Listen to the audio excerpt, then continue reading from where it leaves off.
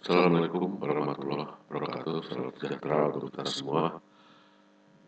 Para siswa sekalian, pada kesempatan kali ini, materi kita adalah tentang analog to digital dan digital to analog converter.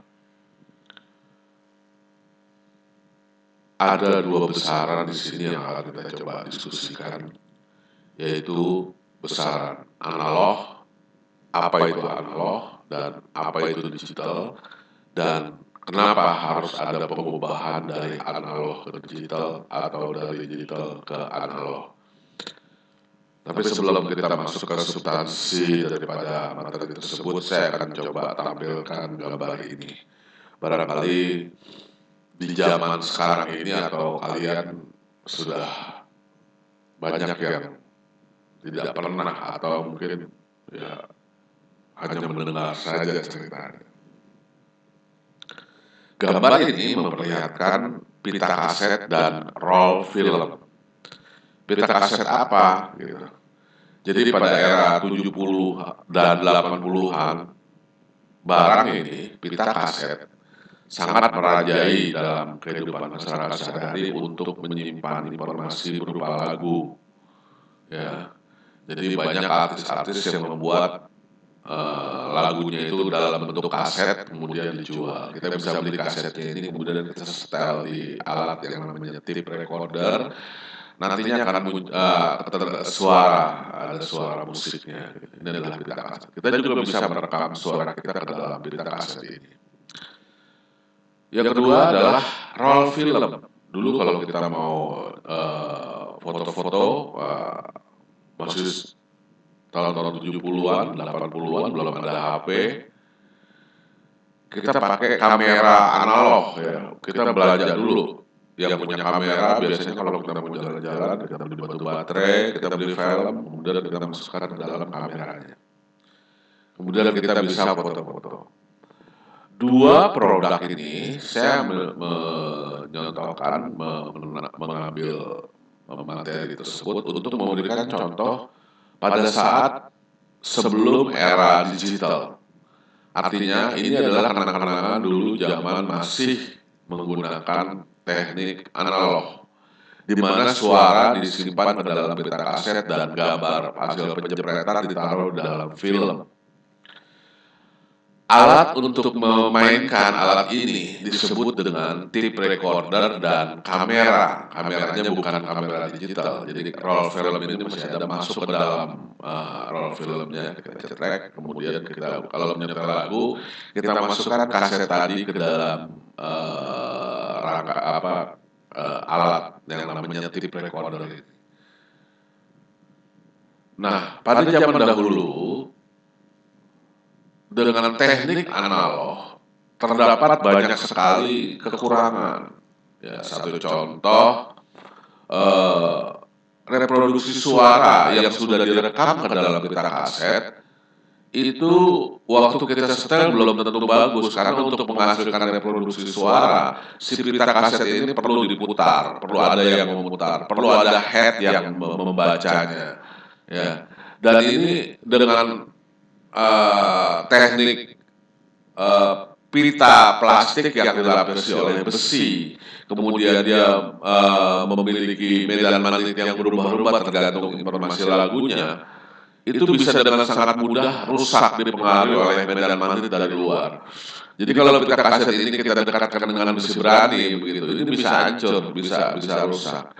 Nah kemudian karena ini pakai sistem mekanik, kalau udah beberapa kali disetel ini jadi berat. Ya, biasanya jadi berat. Nah, suara musiknya tentu saja sudah tidak dapat lagi sesuai seperti waktu direkam, gitu. Udah berbeda, berubah. Dan banyak dipengaruhi juga oleh pengaruh mekanik yang ada pada tape recorder ini. Artinya, kualitasnya ya nggak begitu bagus, gitu. Kemudian menggunakan kamera yang analog, yang dengan teknik film tadi. Ketika kita masukkan film ini biasanya jumlahnya terbatas. Ada yang 24, ada yang 36. Ini artinya apa?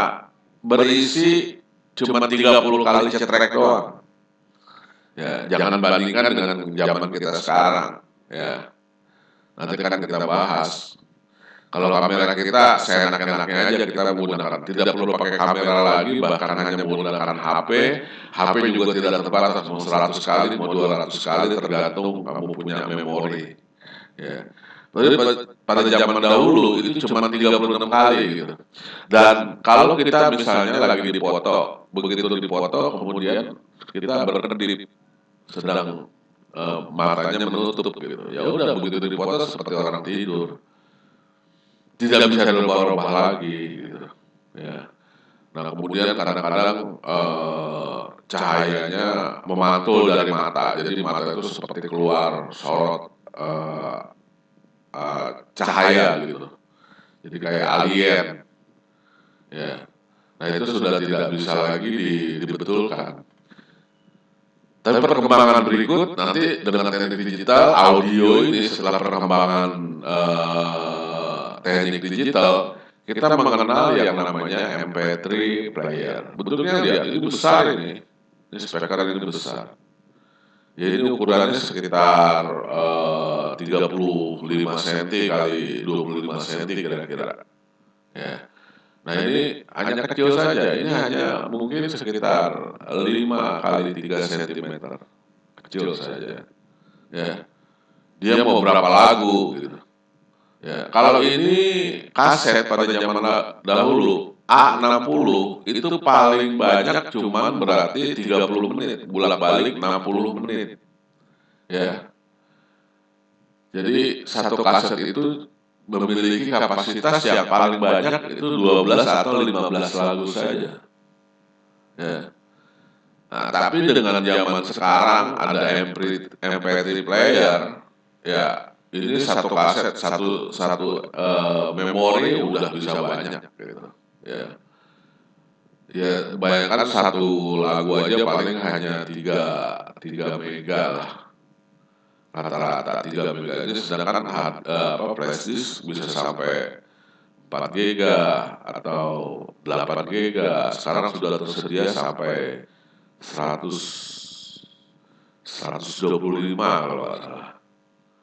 Ya, giga. Jadi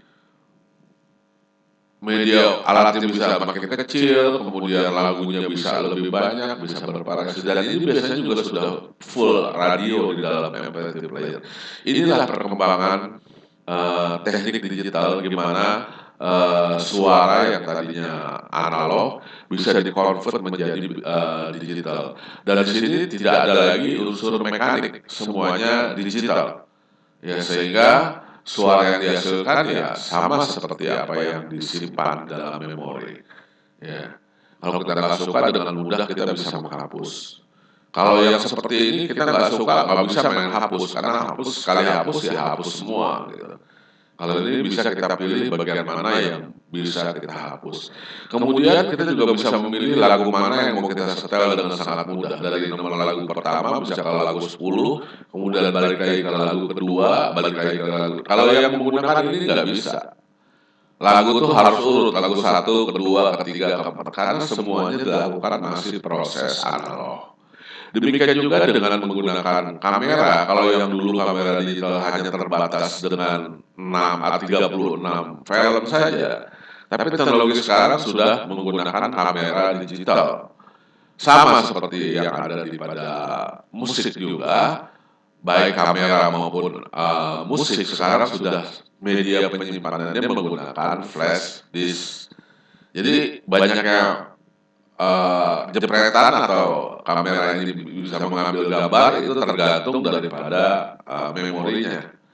Memori sekarang kapasitasnya sudah cukup besar. Dulu ada 4 giga, kemudian terakhir keluar 8 giga, udah keluar lagi 16 giga, keluar lagi 32 giga. Ya. Yang saya dengar sudah 125 giga sudah ada memorinya ini. Jadi dengan menggunakan kamera digital kita tidak usah khawatir akan kehabisan filmnya.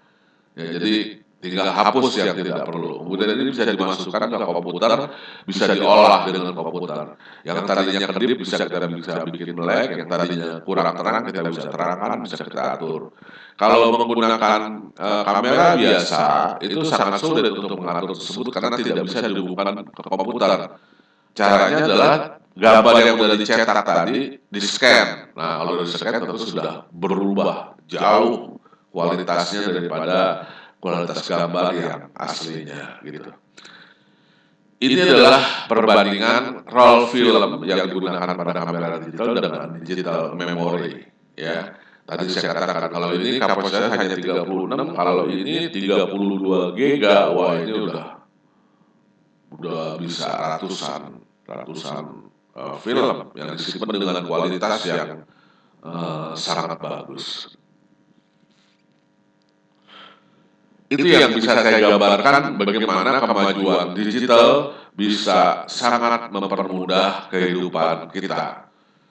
Itu kasarnya kalau dulu ada piringan hitam untuk nyetel musik, tentu saja sekarang sudah tidak ada lagi. Kita sudah punya iPod sekarang yang sudah bisa terhubung ke internet. Bahkan kita bisa mengambil lagu apa saja yang kita inginkan. Kalau ini nggak bisa, ya lagunya sangat terbatas dan itu tergantung dari piringannya. Dulu ada amplifier ini besar-besar, ya sekarang amplifier itu cukup kecil-kecil saja, ya kita sudah cukup bisa kecil tapi kemampuan suaranya cukup bagus. Ini contoh dulu kalau mobil masih pakai sistem analog ya. Ini satu, gigi dua, gigi tiga, gigi empat, gigi lima mundur. Kalau sekarang sudah banyak mobil-mobil yang menggunakan elektronik, jadi mobilnya bahkan tidak ada kopling lagi, hanya gas dan rem saja. Mobil matic ya. Jam juga gitu, ini jam yang dulu itu pakai gear-gear seperti ini, sangat rumit, kompleks dan pasti akan bergeser jamnya. Harus temporary beberapa waktu sekali harus ada ngecek jam. Sekarang nggak perlu lagi karena sudah ketemu ya, ada yang namanya RTG, IC Real Time Clock yang sudah menyesuaikan dengan waktu termasuk dengan gravitasi sehingga waktu itu dibagi menjadi zona-zona secara otomatis sudah nggak usah ngejas lagi, pasti sudah bisa dilakukan secara otomatis ya. Ini adalah kehidupan analog dan digital yang dialami sekarang ini. Teknologi sudah sangat berkembang sehingga tidak ada lagi batasan analog dan digital. Teknologinya semua sudah mengarah kepada digital sehingga kebutuhan untuk mengkonversi, untuk memadukan dua dunia yang berbeda ini sangat urgent ya. Jadi nanti orang setelah berkembang menjadi teknik digital, satu contoh ini jam ya. Ini jam yang analog saya katakan tadi, ini jam yang digital, tampilannya secara digital. Jadi jarum ini digital. Kemudian juga ada multimeter, ini multimeter itu yang analog, ini adalah multimeter yang digital. Mana yang lebih bagus? Ya kalau khusus buat multimeter, sampai sekarang multimeter yang analog juga tidak bisa dihilangkan karena ada saja kebutuhan digital, ada memiliki kelebihan dan kekurangan pada suatu pengukuran yang tertentu. Tapi kelebihan dari digital adalah ukurannya bisa lebih kecil, kemudian pengukurannya bisa presisi. Kalau kita melihat mengukur dengan multimeter paling-paling ini 2 digit, misalnya 5,2 volt, 70,5 volt misalnya. Tapi kalau ini bisa sampai 3 digit atau 2 digit presisiannya. Bisa misalnya 5,24 volt. 70,36 volt. Jadi komanya itu bisa 2 digit di belakang. Jadi bisa lebih presisi dalam perhitungannya. Ya. Oke, jadi itu adalah pengantar saya tentang analog dan digital dari segi rangkaian juga yang digunakan. Ini adalah contoh rangkaian yang menggunakan analog. Rangkaian analog biasanya rangkaian yang memiliki perubahan tegangan secara kontinus. Contohnya adalah amplifier. Di sini untuk memperkuat, ya biasanya dia pakai op amp, tegangannya simetris dan lain-lain. Jadi tegangan yang berubah di sini, kalau kita ukur tegangannya ini main bergoyang dari 0 sampai berapa? 15 volt, 0, 15, 0, 15 gitu. 0, 1, 2, 3, 4, 5, 6, 7, 8, turun lagi, turun, naik, seperti itu. Ini adalah untuk kerja daripada rangkaian analog. Tapi kalau pada satu rangkaian digital, contohnya ini adalah satu rangkaian counter yang dapat menghitung masukan sinyal clock, kemudian bisa ditampilkan nanti ke dalam bentuk angka. Ini tidak mengenal tegangan yang berubah secara linear. Tegangannya hanya dikenal dua, yaitu sinyal kotak, yaitu kalau nggak high, low. Gitu. Dia hanya mengenal dua kondisi, yaitu 1, 0 atau high low, atau biasanya PCC-nya 5 volt dan 0 volt. Beda dengan analog yang tegangannya berubah secara continuous. Ya. Kalau dia menggunakan biasanya tegangan op amp itu plus 15 sampai dengan min 15. Tegangannya berubah dari 0 ke positif 15, kemudian dari 15 ke min 15 itu secara continuous, ya, merambat, ya bergeser 0,1, 0,2, 0,3 demikian. Tapi kalau digital dia tidak mengenal perubahan yang linear. Dia perubahannya langsung anjlok dari 0 ke high, dari high ke 0 lagi. Gitu. Nah ini adalah dua dunia yang berbeda, yaitu analog dan digital, yang sekarang mau tidak mau kita harus hadapi. Dan untuk supaya kita bisa beradaptasi dari analog maupun ke digital atau dari digital ke analog, maka nantinya kita akan membutuhkan suatu alat yang dapat mengubah bagaimana menerjemahkan suatu bilangan analog menjadi digital dan bagaimana merubah kembali apa yang sudah dari digital menjadi analog. Karena pada prinsipnya kita masih hidup dalam dunia analog. Dunia manusia tetap analog. Ya, angkanya tetap dia desimal. Desimal itu punya besaran 10, 0, 1, 2, 3, 4, 5, 6, 7. Sedangkan digital dia cuma punya dua kondisi, yaitu hanya low dan high saja. Makanya dua dunia ini harus disatukan sehingga membutuhkan suatu alat nanti yang namanya adalah analog to digital converter dan digital to analog converter. Kalau kita lihat bentuk gelombangnya untuk tegangan analog biasanya dia bersifat linear seperti ini. Jadi ya lentur gitu. Ya, sedangkan digital dia berbentuk diskret. Dia bisa menggenggam, dia bisa bertahan pada satu tegangan. Ya, sifat kenaikan tegangannya tidak bisa linear. Kalau ini kan mungkin 0,1, 0,2, 0,3, 0,4. Kalau ini enggak langsung jebret 1 volt, jebret 2 volt, jebret 3. Jadi nggak ada koma-koma gitu. Nah, sifat ini adalah yang ada pada sifat yang digital. Kalau kita lihat sinyal suara, ini memiliki gelombang yang berubah-ubah, ya, dan continuous, terus-menerus dia bergerak. Ya, ini sinyal analog. Sedangkan sinyal digital cuma punya dua kondisi, yaitu kalau nggak 0 dia 1, 0, 1, 0, 1. Ya, yang ada hanya berapa lama high-nya, berapa lama dia low, berapa lama dia high gitu. Nah, atau disebut dengan on dan off. 1 itu biasanya disebut dengan on, 0 itu biasanya disebut dengan off gitu.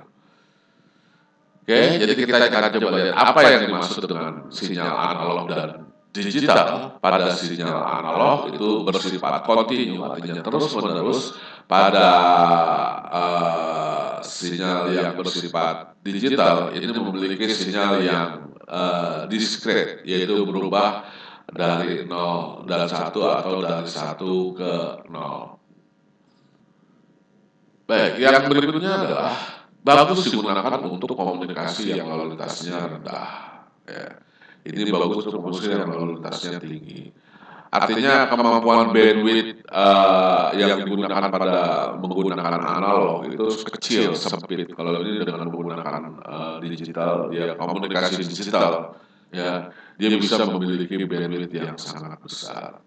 Kemudian kemungkinan errornya pada analog itu sangat besar, kemungkinan error buat sinyal digital itu sangat kecil karena tadi ya dia hanya mengenal dua saja. Kalau ini besarannya bisa 9, bisa 10, bisa 16, bisa 100, banyak sekali.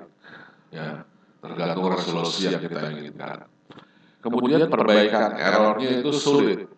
Ya, karena error yang satu dengan error yang lain kemungkinan dia jatuh pada satu level yang berbeda. Selanjutnya perbaikan errornya cukup sulit. Ya, saya katakan tadi bahwa kita nggak tahu persis dia kan error adanya di mana. Ya, kalau ini errornya dimanapun pasti ini cuma punya dua kondisi gitu. Kalau nggak 01 ya kalau nggak 10 gitu. Itu sangat lebih mudah untuk dilacak. Mudah terkena noise, gangguan dari luar sangat mengganggu karena biasanya noise itu mengganggu amplitudo ya besarnya tinggi rendahnya gelombang, jadi sangat mudah terkena petir misalnya, ada lonjakan spike dari tegangan misalnya lagi nyetel TV tiba-tiba saklar on off dimainkan pasti akan sering mudah sekali ada gangguan dalam pada peralatan analog. Misalnya di ampli keluar suara yang aneh-aneh. Tapi kalau dia menggunakan teknik digital tidak mempengaruhi lagi karena diserang amplitudonya pun dia cuma punya dua kondisi yaitu kalau nggak low, high, gitu. Setinggi-tingginya pasti dia 5 volt. Nggak mungkin lebih tinggi lagi. Gitu. Kemudian kapasitas informasinya sedikit saya katakan tadi. Contohnya adalah pada pita kaset tadi, ya kapasitasnya dia kecil. Nah, kapasitas informasinya bisa lebih besar. Ya. Jadi mau ditaruh apa misalnya kita bicara dalam hal penyimpanan memori, maka untuk disimpan dalam memori ini membutuhkan banyak space, banyak tempat. Kalau ini cukup kecil aja tempatnya. Ya. Kemudian sukar untuk dilakukan modifikasi. Ya untuk mengeditnya itu susah. Ya saya katakan tadi contoh di pita kaset saja. Kita pengen berpindah lagu ke satu ke lagu kelima, lagu ke-6 itu susah. Membutuhkan proses yang ribet. Gitu. Ya. Atau kalau udah mau di editnya direkam itu harus semuanya. Nah kalau ini untuk digital dia lebih mudah dilakukan modifikasi. Menggunakan konsep frekuensi, menggunakan konsep biner, ya biner, bit, ya bit itu binary digit, ya itu tadi hanya 0 dan 1. Kemudian ini boros bandwidth dan hemat bandwidth. Pada kesimpulannya adalah hampir semuanya itu mengacu pada bahwa dengan teknik digital itu lebih unggul, lebih bagus. Oleh sebab itu perlahan-lahan, tapi pasti semua teknologi yang analog sudah akan berpindah pada teknologi yang digital. Saya akan coba contohkan misalnya ada satu di komputer, hampir semua bisa diolah dengan komputer. Kalau menggunakan yang analog, dari mikrofon suara direkam, itu tidak perlu kayak ADC, langsung pakai amplifier, penguat langsung diberikan ke head namanya. Ya, head itu komponen yang buat merubah arus listrik menjadi medan magnet, nantinya di pita kaset itu disampaikan ke situ akan terekam langsung. Ya. Sudah. Nanti kalau sudah selesai proses rekaman maka sudah bisa disimpan gitu. Kalau nggak suka ya dihapus. Tapi dengan menggunakan teknologi zaman sekarang, proses recording dari suara itu berubah dulu menjadi dari analog ke digital. Setelah analog digital dia bisa masuk ke dalam komputer, bisa diproses. Nah ini dia. Ya, kalau udah pakai teknologi digital bisa dipotong, di-cut, di-copy, paste, di levelnya dinaikkan, diturunkan, bisa ditambahkan efek, ya, sehingga pada zaman sekarang setelah proses di editing kita bisa keluarkan kembali, kemudian di output, ambil outputnya, kemudian dari data yang digital tadi akan berubah menjadi sinyal analog, baru bisa kita dengarkan melalui headphone atau speaker. Ya. Jadi dua komponen ini ADC maupun DAC berperan sangat penting di semua lini, bukan cuma audio doang, tapi di video juga bisa terjadi untuk ini. Jadi kamera-kamera sekarang sudah digital, dirubah menjadi digital. Digital ini bisa direkayasa, ya. Makanya di film, di foto, apa yang tidak mungkin bisa jadi mungkin, ya. Karena sudah diolah dengan teknik digital. Oke, selanjutnya kita akan coba bahas dari dua dunia ini, yaitu ADC atau DAC. Kita akan bahas dulu dari DAC. Ya, apa itu DAC? DAC adalah digital to analog converter. Jadi materi kita berikutnya langsung kita lanjutkan tentang digital to analog converter. Digital to analog artinya adalah merubah bilangan digital menjadi bilangan yang analog.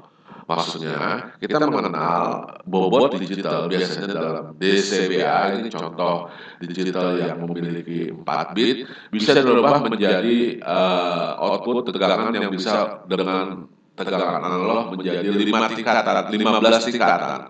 Jadi kalau dia inputnya 0000 dimasukkan ke dalam analog digital to analog, maka akan berubah tegangan menjadi 0 volt. Kalau dia 0001 akan keluar tegangan 1 volt, 0010 akan keluar 2 volt. Jadi yang tadinya cuman high low saja, tapi outputnya ini bisa berubah menjadi tegangan 01, 01, 0 volt, 1 volt, 2 volt, 3 volt, 4 volt, dan seterusnya. Alat yang bisa merubah suatu masukan bit digital, bit data high low menjadi tegangan volt, perubahan tegangan volt yang linear, itu disebut sebagai pengubah digital to analog. Jenis-jenis daripada digital to analog ada 7 macam. Ada pulse width modulator metode, ada oversampling mode, ada binary weight method, R dan 2 R ladder schemes, thermometer code, segmented digital to analog, dan hybrid, metode hybrid. Tapi dari ketujuh jenis digital to analog ini, yang menjadi topik bahasan kita akan konsentrasi pada 2 jenis saja yang paling banyak digunakan, yang patut harus kamu ketahui, yaitu pada jenis yang binary weight method. Jadi bobot binary. Ya. Yang kedua adalah menggunakan sistem R dan 2R. Ya, kita ini dari 7 macam. Nanti kalau ya kamu bisa lanjutkan kalau kamu kuliah lah, nanti kuliah ini banyak lebih bervariasi atau bisa kamu lakukan dengan cara yang lain kalau ingin lebih tahu. Tapi yang harus kamu ketahui konsep dasar dari pengubahan digital analog dari 2 jenis rangkaian ini. Kita akan lihat yang pertama, yaitu yang menggunakan bobot bilangan biner. Pada rangkaian binary weight digital to analog converter, itu konsep pengubahannya adalah menggunakan op-amp IC analog dengan bentuk yang menyerupai mirip sebagai rangkaian adder, ya. Rangkaian penjumlah. Kalau kita belajar op-amp, ya, ini adalah rangkaian adder amplifier. Hanya yang beda adalah masukannya tergantung pada jumlah bitnya. Kalau dalam hal ini kita coba contoh rangkaian yang 4 bit berubah menjadi tegangan analog 4 bit saja, maka kita membutuhkan 4 input, ya, dengan 1 buah output. Masukan ini adalah bilangan digital dari mulai 0000, 001, 0, 0011, 0100 dan seterusnya hingga 1111. Jadi terdapat 16 variasi dari 0000 sampai dengan 1111. Perbedaan daripada rangkaian binary wide dengan rangkaian mixer atau adder pada umumnya adalah bobot resistornya, bobot penguatannya itu dibedakan tergantung daripada LSB atau MSB. MSB adalah most significant bit dan LSB adalah less significant bit, yaitu bit yang memiliki bobot yang terendah dan bit yang memiliki bobot yang tertinggi. Pada bobot yang tertinggi diberikan bobotnya 1, jadi 1, 2, 4, 8 sama seperti bobot angka desimal barangkali. Hanya ini terbalik ya, supaya menghasilkan gaya penguatannya sesuai. Ya. Jadi kalau ini 1, yang A ini akan dilemahkan sebanyak 8 kali, ini dilemahkan sebanyak 4 kali, ini 2 kali, yang ini lolos gayanya 1 kali. Jadi sama seperti rumus penguat yang inverting, rumusnya adalah V out sama dengan min ini adalah berarti pembalikan fase, ya, min FD VD, tegangan input VD, ya, desimal, ya, ini adalah setengah dari PC. VD yang masuk sini, karena ini gayanya 1, jadi dia tidak ada, ini VD. Masukkan VD ditambah dengan setengah, karena ini kan 1 bagi 1 dia sama, jadi 1 ya, jadi VD doang. Kemudian ditambah setengah VC. Jadi kalau C ini setengah, kenapa setengah? Karena 1K dibagi 2. 1K dibagi 2. Kalau 1 bagi 1 hasilnya 1. 1K dibagi 2 berarti setengah VC. Ini dia. Kalau yang ini berarti seperapat, karena dia 1/4. Seperapat VB ditambah dengan 1/8 VA. Ini rumusnya. Ya. Jadi ini nanti kalau kita pasang bilangan digital, ya, digital inputnya 0 sampai 5 volt. Jadi kalau low-nya 0, high-nya dia 5 volt, maka di sini akan terdapat tegangan yang bisa berubah-ubah dari 0 sampai dengan 15 volt. Hasil uji coba daripada rangkaian ini dapat dilihatkan pada gambar berikut. Ya. Ini dia konverter, kalau inputnya 00000, maka keluarannya 0 volt. Tapi kalau dia 00001, 1 artinya A-nya 5 volt, yang lain 000, A-nya 5 volt, maka keluarnya adalah min 0,625 volt. Ya. Jadi tegangannya naik lagi, kalau dia 0010, tegangannya adalah 1,25 volt. Maka tegangan akan berubah dari 0 hingga min 9,375. Wah, gimana hafalinnya, Pak? Ini kan ribet. Enggak ribet. Asal kamu tahu kuncinya. Kuncinya adalah dia di bobot. Ya. DCBA, bobotnya tadi kamu bisa pahamin. Ini 1, ini 2, ini 4, ini 8. Kita pernah bahas. Ya kan? Jadi dari sekian banyak, jangan hafalin semua. Hafalin aja waktu dia 1, ini berarti dia. Bobotnya yang A ini adalah min 0,25. Kemudian yang 0010, ini berarti bobotnya yang kedua adalah 001. Nah ini dia, min 1250. Bobot yang ketiga adalah 0100, ini 2,5. Bobot yang keempat adalah 1000, yaitu 5, gitu. Jadi yang harus di antara sekian banyak, jangan ngapalin semua, kamu bisa gila. Hafalin 4 aja, yaitu 3 malah 0001, 0010, 0100, 100. Itu yang menjadi patokan. Ini dia.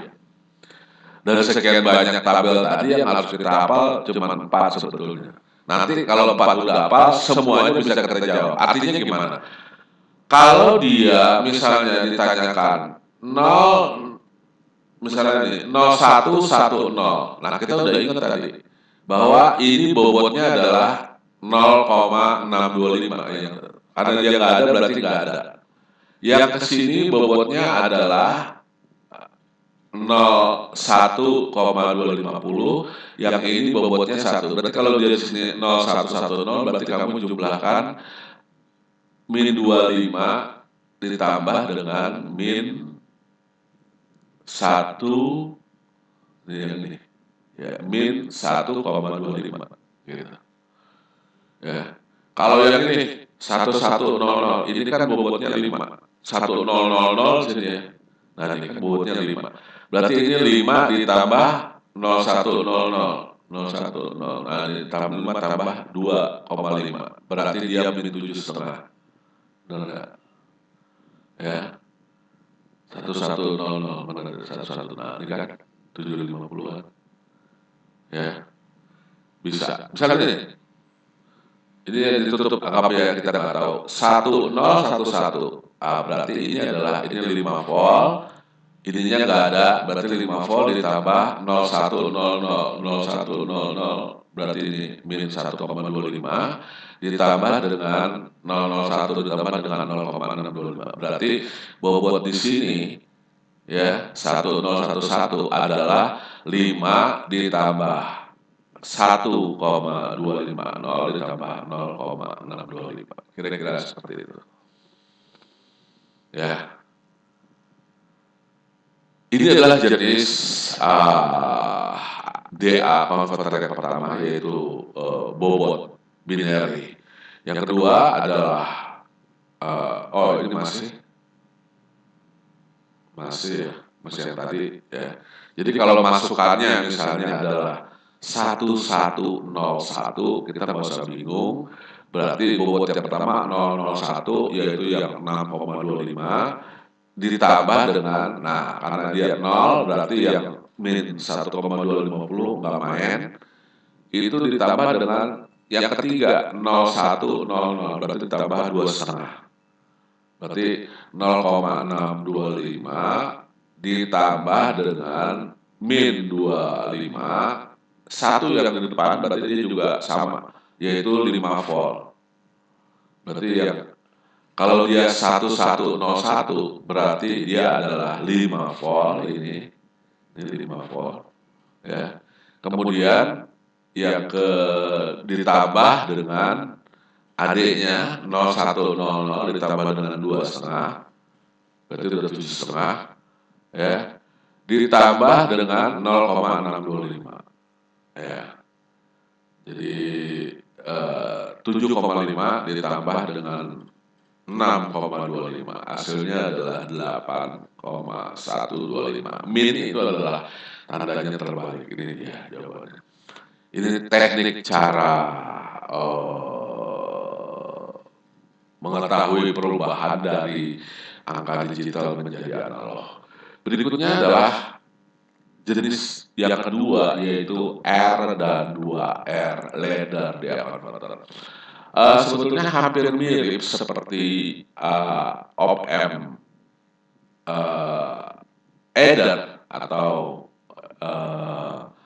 multiplier, penjumlahan ya. Tapi bedanya ini adalah dengan menggunakan teknik R dan 2R. Artinya resistor-resistor yang digunakan ini nilainya 2 buah jenis saja, yaitu nilai R dan 2R. Artinya adalah kalau R-nya ini misalnya 10 kilo, maka nilai R sini adalah 20 kilo, 20 kilo, 10 kilo, 20 kilo, 10 kilo, 20 karena ini 2R, 20 kilo, 10 kilo, 20 kilo, 20 kilo. Ya, dengan mengatur bobot nilai R dan 2R dengan konfigurasi seperti ini, maka kita akan bisa mengubah bilangan analog input menjadi besaran digital, masukan digital akan dapat dirubah menjadi analog output. Ya, Nah, biasanya ini bentuknya adalah saklar elektronik yang dikendalikan dengan bit-bit digital. Ya, kalau high dia saklarnya akan menutup, kalau low dia akan low, ya. Jadi ini akan memberikan bobot pada satu nilai eh, tertentu. Jadi misalnya dengan referensi 5 volt, ini referensi input yang 5 volt. Kalau inputnya adalah 0001, berarti di sini adalah 0001, ya. Maka outputnya adalah min ref per 8 dikali binary input. Jadi rumusnya adalah seperti ini. Vout sama dengan Vref per 8 kali binary input. Vref-nya berapa? Gitu. Ya. Jadi contohnya di sini kalau Vref-nya dia 5 volt, inputnya adalah 0001, maka kita tinggal kalau tanya berapa tegangan inputnya, kalau dia 5 volt maka adalah min Vref per 8 kali binary input. Ya, binary inputnya 1 ya dia dikalikan 1. Ya, dikali 1 berarti dia 1 kali 5 per 8. Hasilnya adalah min 0,625. Kalau dia misalnya outputnya adalah 1111 berarti dia adalah 15. Jadi min Vref per 8 kali 15. Kalau inputnya 15, Vref-nya misalnya 1001. 1001 itu 9. Ya berarti dia 5 volt per 8 kali 9.